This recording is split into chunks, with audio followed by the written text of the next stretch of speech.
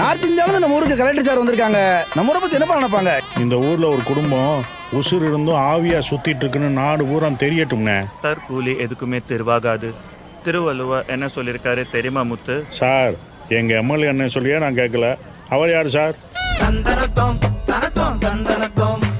நீ இல்ல ஆனா இருக்க, நீ இருக்க ஆனா இல்ல. என்னையா எஸ்ஐ சூர்யா படம் மாதிரி இருக்கு. எவன் வண்டியிலையாவது ஏறிக்கிட்டு உங்களுக்குன்னு ஒரு ரேஷன் கார்டு வாங்கிட்டு போயிருங்கன்னு வாணி அம்மா சொல்லுது. அப்படி ஒரு ரேஷன் கார்டு எடுக்கணும்னா அதுல என் பேருக்கு மேல உங்க பேர் தான் இருக்கணும். பட் இங்க பிரச்சனையே வேற.